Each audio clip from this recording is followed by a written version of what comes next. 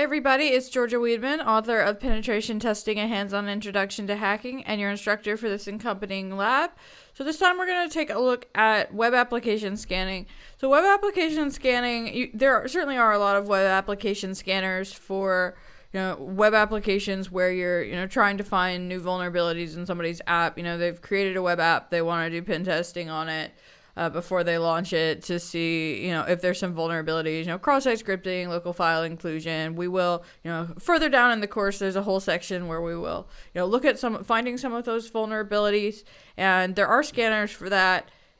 Their success is varied because it's just hard, because the boxes and everything are going to be in different places and the responses are going to be different. I mean, it is hard to scan well for, new web application vulnerabilities. That said, not all of the applications that you're likely going to run into on your test are going to be like new web applications. I mean, a lot of people are going to use third-party web applications that a lot of other people use. It might be open source, it might be commercial off the shelf, and those is very similar to, network vulnerabilities, really, in terms of, known vulnerabilities. We can make a database of our known vulnerabilities. We can write checks to see whether they're there or not. So we're going to look at one vulnerability scanner that's pretty good at that sort of stuff here. Again, we will look at, finding new vulnerabilities in the web application section. So, if you look on the left, web application down here. So this is just looking at, known vulnerabilities at this point, and scanners are indeed pretty good for that. So let's do it. All right. So usual IP adder. This is going well. All right. So again, your IP address will be different than mine, but .2 is Cali and .3 is the target. So if we do an nmap on this guy, got HTTP in MySQL, so, kind of figure with HTTP, since this is about web app scanning, that's probably what we're after.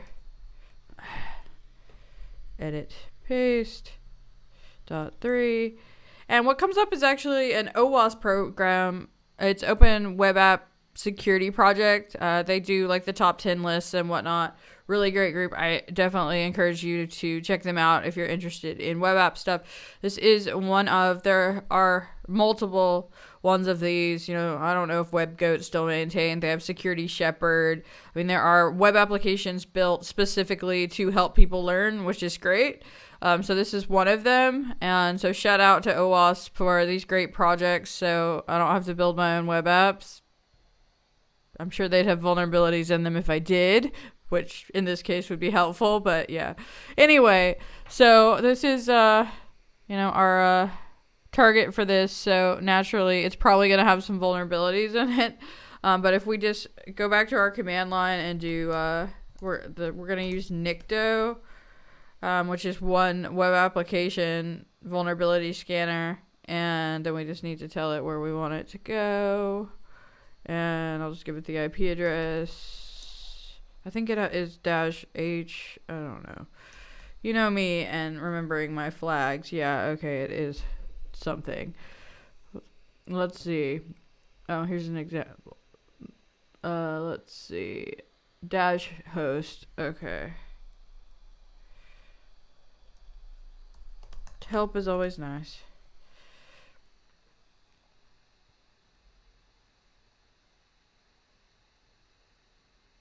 Oh, this is cool. It looks like right here.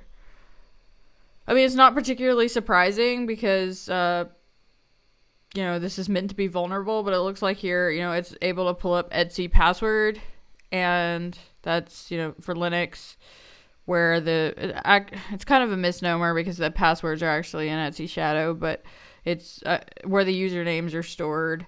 And so it looks like this is, a directory traversal or a local file inclusion vulnerability. And it looks like there's a directory called passwords. That's nice. And it's just going to go on and on and on because this is going to have tons of vulnerabilities in it. But what your actual flag is for this one was, it says, what is the database software, or what does it say? I thought it was which database management tool is installed on the target machine along with the web application. And, it does, like I said, it's going to spit out a lot of stuff because there's a lot of vulnerabilities. But the actual answer to that is phpMyAdmin. It does find phpMyAdmin.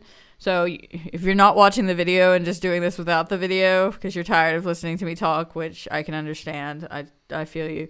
phpMyAdmin is we will see exploiting phpMyAdmin a bit later in the course during exploitation, but this is basically a web front end written in PHP, oddly enough, for managing a database.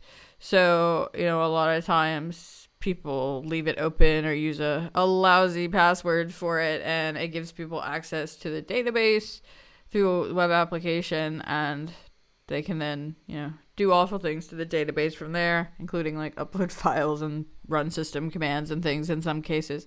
So that is actually the answer to the flag. But, you can go to different pages. Like I said, we will look at, finding web application vulnerabilities, but you guys have got this here. So, you could play with different pages if you wanted to while you're here. But, it is, the main point of this one is, yes, scanning for web application vulnerabilities is hard, but that's not the case with, these commercial off-the-shelf or open source or otherwise third-party applications, because in that case, like I said, it can be, exactly like network vulnerabilities. We have known vulnerabilities, we make a database of them, we create checks to find them. So, that actually is pretty effective. And one of the scanners, one that I like a lot, is Nikto. So definitely don't rule out your web applications, when you see, HTTP or HTTPS or, some weird port running HTTP or HTTPS. Definitely browse to the pages, see what's there, and see if there are any, known vulnerabilities for the underlying web application. And we will see some more of these third-party web applications in the exploitation. And then, like I said, we will look at finding web application vulnerabilities, for the first time when we get to the web application section. So that's all for this one, and I will see you next time.